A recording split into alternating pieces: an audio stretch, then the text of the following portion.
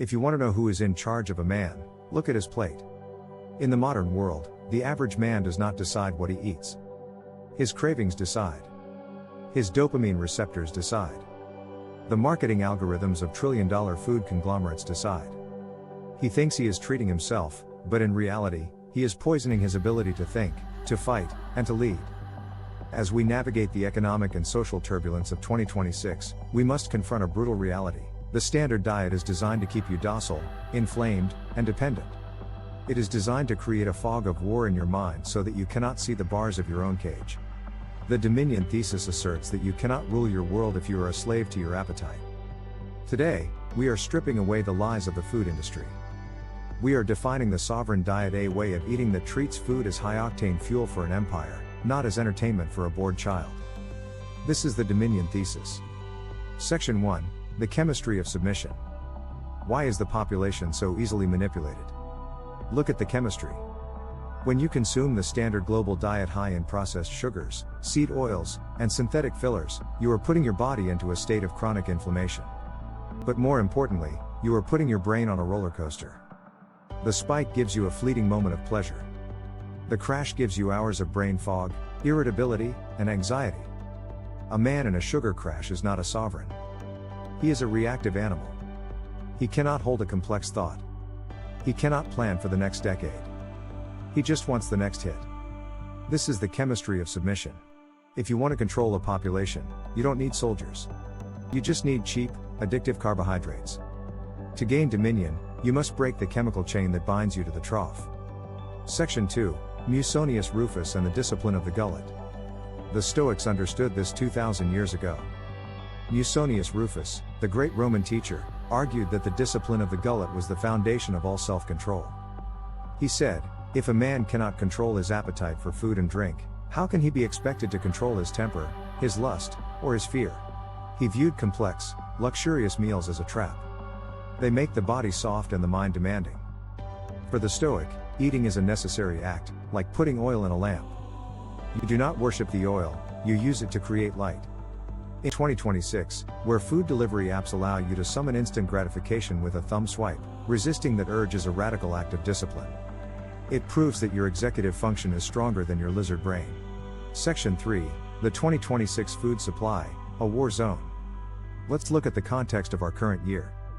It is February 2026. Food inflation is real. Supply chains are fragile. But have you noticed what is expensive? Real food, steak, eggs, raw dairy, organic vegetables, has become a luxury asset. Fake food, processed soy sludge, corn syrup solids, and bioprinted meat alternatives, is cheap and abundant. This is not an accident. The system is incentivizing you to eat the sludge. The sovereign individual rejects this. He views his grocery bill not as an expense, but as an investment in his biological hardware. He understands that in 2026, eating a steak from a local farmer is a political act.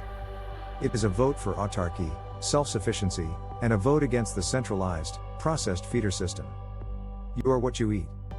Do not be cheap and processed. Section 4. Clarity is the new superpower. In a world where everyone is suffering from brain fog, clarity is a competitive advantage. Imagine sitting in a negotiation. Across the table is a man who had a bagel for breakfast and a pasta salad for lunch. By 2 p.m., his insulin is crashing. He is tired. He is mentally slow. He just wants to wrap this up. You, on the sovereign diet, are running on clean ketones or stable protein. Your energy is a flat, consistent line. You can outthink him. You can outweigh him. This is the biological edge. When you eliminate the toxins that cause inflammation, your brain works at a speed that feels unfair to others. You see patterns they miss. You see opportunities they are too tired to chase. The sovereign diet isn't about six-pack abs, it's about a 3-digit IQ. Section 5. Fasting, the weapon of the empty stomach. The most powerful tool in the sovereign toolkit is the ability to go without. Fasting is not starvation. It is a strategic pause. Romans and the Greeks ate far less frequently than we do. They didn't carry snacks. When you fast, you turn on the hunter genes. Your body releases adrenaline and norepinephrine. Your focus sharpens. Hunger is not an emergency. Hunger is a signal that it is time to work. The average man panics when he misses a meal. He gets hangry. He is a slave to his blood sugar. The man of Dominion can go 24 hours without food and operate at peak efficiency. This makes you anti-fragile. If the supply chain breaks, or if you are stuck in a crisis, you don't panic. You just switch fuel sources. Section 6, the Elimination Protocol. How do you execute this? You start by elimination. The sovereign diet is defined by what you don't eat. Rule 1, if it has a TV commercial, don't eat it. Real food doesn't need a marketing budget. Rule 2, eliminate the industrial lubricants. Seed oils, canola, soybean, corn oil, are engine sludge for the human body. They disrupt your mitochondria. Rule 3, kill the sugar. Sugar is the primary tool of sedation. Replace these with single ingredient foods. Beef, eggs, avocados, butter, fruit. It is simple.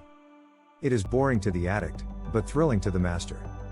When you strip away the noise, you can finally hear your own body. Section 7, the social friction of excellence. Be warned, eating this way will make you an outsider. People will mock you.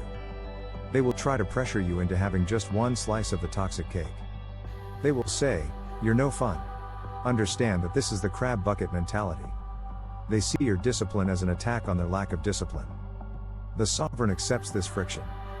He realizes that breaking bread is a sacred act, but poisoning himself to fit in is a coward's act. You do not need to apologize for refusing to eat garbage.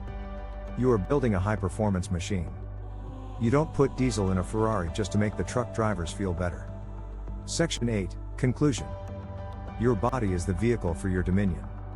If you fill it with cheap fuel, you will get cheap results. If you fill it with the food of slaves, you will think like a slave. As we move deeper into the challenges of 2026, you need every ounce of cognitive and physical power you can muster. Reclaim your plate. Reject the sludge. Eat to lead. Stay hungry. Stay sovereign. This is the Dominion Thesis.